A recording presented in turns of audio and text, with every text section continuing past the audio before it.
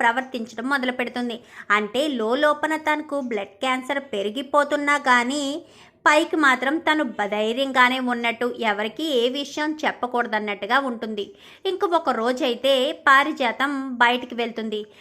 అంటే దాసు వాళ్ళ ఇంటికి వెళ్తుంది. వెళ్ళేసరికి ఇంకా ఈ గదిలోనే ఉండి దగ్గుతూ ఉంటుంది జోష్న. ఏంటి జోష్న ఇప్పటి వరకు బాగానే ఉంది కదా, ఎంతెలా దగ్గు వస్తుంది ఏంటి అని చెప్పనుకుని సుమిత్ర కాస్త గది దగ్గరికి వెళ్ళేసరికి జోష్న కాస్త సింక్లో అయితే వామిటింగ్ చేసుకుంటూ ఉంటుంది. ఒక్కసారిగా సుమిత్ర చూసి షాక్ అయిపోతుంది. జోష్న అంటూ దగ్గరికి వెళ్ళేసరికి మమ్మీ మమ్మీ ఏమైంది మమ్మీ, ఎలా వచ్చావేంటి అని చెప్పాను. కానీ బ్లడ్ పడుతుంది ఏంటి జోష్న, అసలు ఏమైంది, పద హాస్పిటల్కి వెళ్దామని చెప్పాను. కానీ వద్దు మమ్మీ వద్దు, అవసరం లేదు, ఏం కాదు మమ్మీ అని చెప్పి ఇంకా మాట్లాడుతూ ఉంటుంది. ఏమైంది జోష్న, ఈ మధ్య నువ్వు నీ ప్రవర్తనలో చాలా మార్పు వచ్చింది, అసలు ఎవరితోనూ సరిగ్గా మాట్లాడడం లేదు, నువ్వేదో నీ లోకంలో ఉంటున్నావు, గదిలోంచి కూడా బయటికి సరిగ్గా రావడం లేదు, అసలు ఏమైంది జోష్న అని చెప్పాను. కానీ ఏమీ లేదు మమ్మీ బాగానే ఉన్నాను అని చెప్పాను. కానీ ఇంకా గబగబా వచ్చి డెస్క్ ఓపెన్ చేసి చూసేసరికి డెస్క్లో అయితే ట్యాబ్లెట్స్ ఉంటాయి.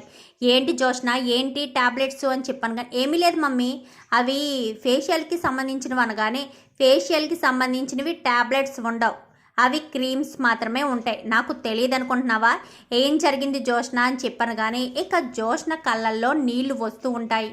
నీళ్లు వచ్చేసరికి ఇంక అప్పుడే దీప సుమిత్రమ్మ అనుకుంటూ వచ్చేసరికి సుమిత్ర పైన మాటలు వినపడుతున్నాయని జోష్న ఏడుస్తుందని గబగబా పైకి వెళ్తుంది.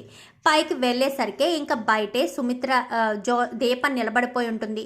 జోష్న సుమిత్రను గట్టిగా పట్టుకుని ఏడుస్తూ జరిగిన విషయం అంతా కూడా చెప్పేసరికి ఒక్కసారిగా సుమిత్ర షాక్ అవుతుంది.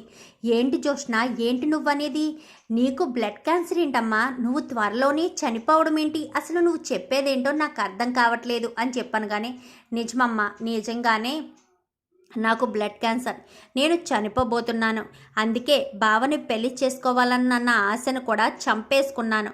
కానీ బావకు దీప లాంటి తోడు అవసరం, ఎందుకంటే కాంచన అత్తకు తోడు ఎవరొకరు లేకపోతే కాంచన అత్త ఒంటరైపోతుంది, నువ్వే బావకు దీపకు ఏదో రకంగా పెళ్లి చెయ్యాలి అని చెప్పి ఇంకా జోష్న అయితే సుమిత్ర దగ్గర మాట తీసుకుంటుంది.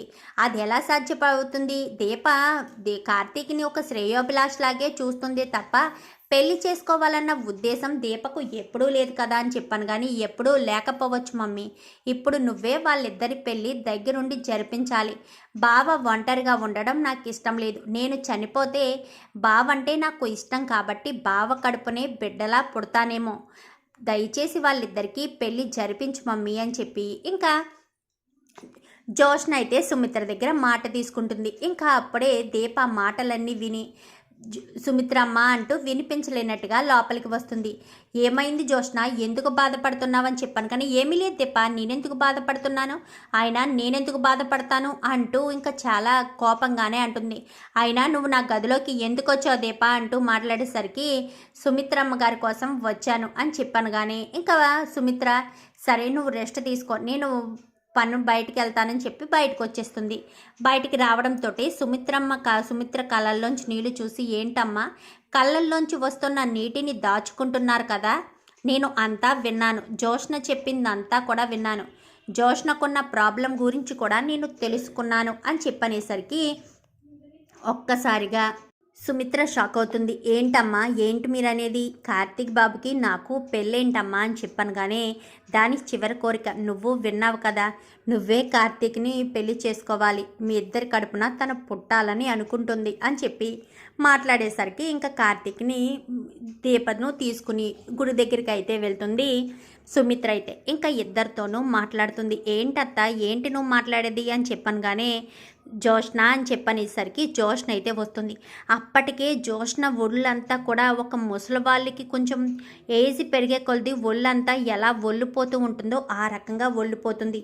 ఎందుకంటే తనలో ఉన్న బ్లడ్ కాస్త ఆవిరైపోతూ ఉండడంతో ఇంకా ఆ రకంగా తన ఒళ్ళంతా కూడా నుడతలు పడిపోతూ ఉంటుంది. జోష్న ఏంటి అత్త ఎలా అయిపోయింది అని చెప్పాను. కానీ జోష్నకు బ్లడ్ క్యాన్సర్ అని చెప్పాను. కానీ ఒక్కసారిగా కార్తీక్ షాక్ అయిపోతాడు. ఈ విషయం ఇప్పటి వరకు చెప్పలేదు అనగానే ఇప్పటి వరకు నాకు కూడా తెలియదు, నాకు నిన్ననే తెలిసింది అని చెప్పనేసరికి బావా అంటూ ఇంకా దగ్గరికి వస్తుంది.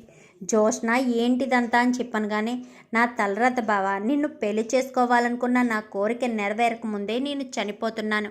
అందుకే నాకు ఇష్టమైన దీప నువ్వు పెళ్లి చేసుకుంటే మీ కడుపున మళ్ళీ నేను మీ కూతురుగా పుడతాను అని చెప్పనేసరికి అది వద్దు అని చెప్పి ఇంకా కార్తీక్ అంటాడు. ఇంకా దీప కూడా అనేసరికి వద్దు బావ, మీ ఇద్దరు పెళ్లి చేసుకోవాలి, ఇప్పుడే నా కళ్ళ ముందే పెళ్లి చేసుకోవాలని ఇంకా వాళ్ళిద్దరినీ కూడా దగ్గరుండి అక్కడే ఏర్పాట్లు కూడా చేసేస్తుంది.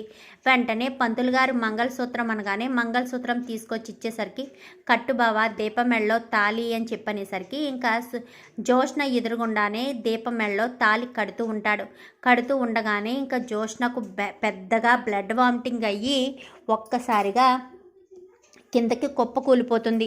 అలా కుప్ప కూలిపోయేసరికి వెంటనే కార్తీక్ గట్టిగా పట్టుకునేసరికి ఇంకా దీప కూడా పట్టుకుంటుంది.